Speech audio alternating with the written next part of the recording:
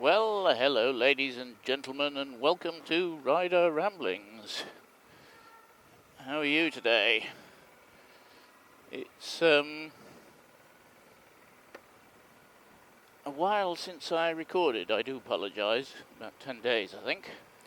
I've done the cooling work on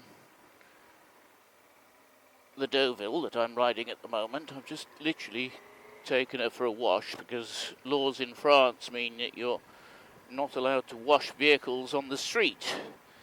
You can wash them in your property or on your property and in a car wash, and as we don't have anywhere to wash it in the apartment, to take it to a car wash. Anyhow, so I've done the cooling work on the pipe that goes between the two cylinders. Put O-rings on that. Now, this is easy to do. Anybody can do it if you know the technique. If you don't know the technique, then it's nearly impossible. A plumber friend of mine came down as I was taking everything apart, had a look and said, "That's impossible without taking the engine out." I said, "No, it isn't. There is a trick. There is a trick to it." And it literally takes about 10 minutes once you've got the plastic off, radiator drained, overflow reservoir dismounted, and the crash bar, the metal crash bar, removed. It takes about 10 minutes.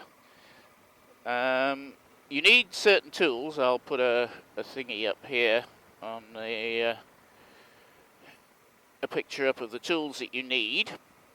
And they include something with a hook on it. I actually took a paper clip and bent the end.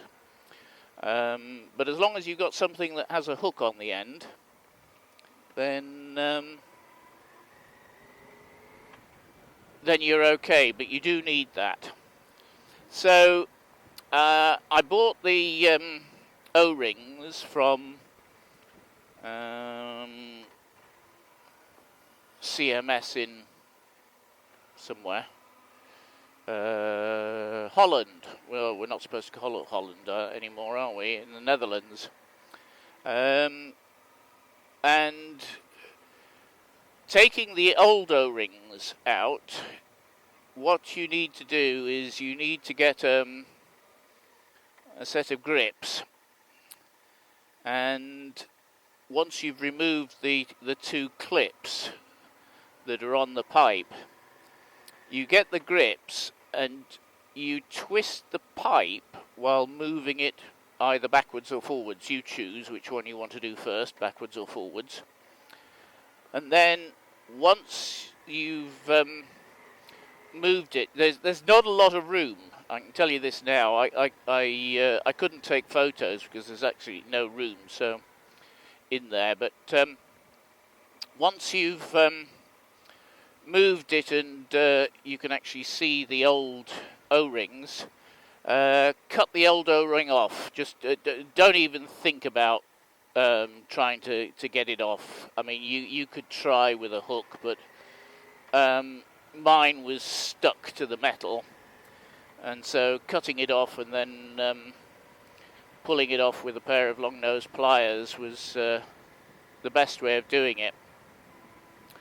Then with a pair of long-nose pliers, gently hold the new O-ring and put it on the pipe. Now, as soon as you get it on half the pipe, you need to push it in with your fingers into the groove. And you need to make sure it's in for at least 50% of the pipe. So it has to go at least 50%, okay, in the groove. Then come round the other side. You don't need to take the crash bar off on the other side. That's not necessary. Get your little hooky thing, whatever you're using, hook it onto the piece of rubber. There's just enough room. I mean, it's the space available is like 3 or 4 mil, 3 mil. It's tiny. You might, and just hook it over the pipe and into the groove. That's it. Now go back round to the right hand side, and with your grips twist the pipe, as I say, twist the pipe backwards and forwards and move it in the other direction to reveal the other O-ring. Do exactly the same with that. Cut it off, pull it off with a pair of long nose pliers. Put the new O-ring on, as I say, with holding it gently in a set of long nose pliers, making sure that you've got it in at least 50%.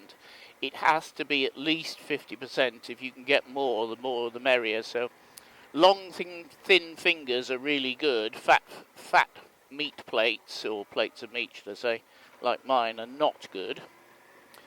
But it's possible. Say, go back round the other side, hook it on with your hooky thing, and then using your grips from the right hand side again, put the pipe in the correct place so that the two inner grooves are just visible. Put the clips back on, and that's it. Refill. You need to drain the radiator completely, drain all the water out, so you need to refill the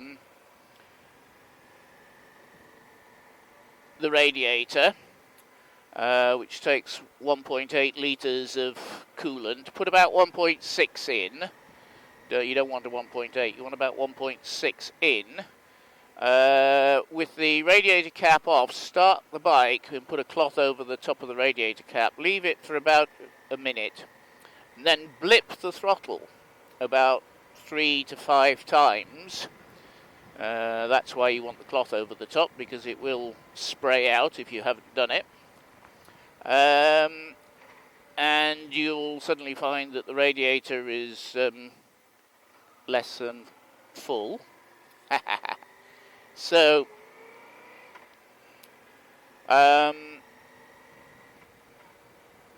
top it up, put the radiator cap back on, put everything back in its place. As I say, leave the radiator reservoir, overflow reservoir thingy, leave that at about the minimum mark. Don't fill it right up to the maximum mark. Leave it at the minimum mark, and take the bike for a run, which is what I'm actually doing now. And when you get back, this is quite important.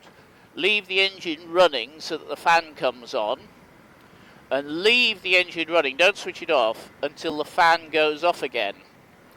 Okay, this is quite important because this is calibrates the ECU so that it knows all the new calibrations. And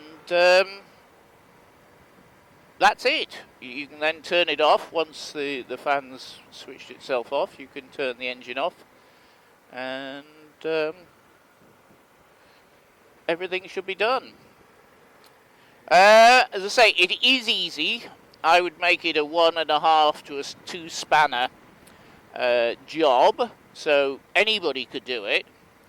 But from the frustration point of view, if you don't know the trick, then it's a 5 spanner frustration. As I say, a plumber friend of mine, he looked at it and he said it's impossible. You can't do it. He said it's just impossible. When I actually showed him it done, he was somewhat surprised. More than a little bit surprised. So, yes, that's that. So when I get back, I shall check everything over. I'll put the still photos that I took up, so you should have seen those as I was chatting. And it's, as I say, it's relatively easy. It's not a difficult job. It's relatively easy. Then just put all your plastic back on and away you go. Right, thank you very much. Please like, comment, share and subscribe, and I'll see you next time.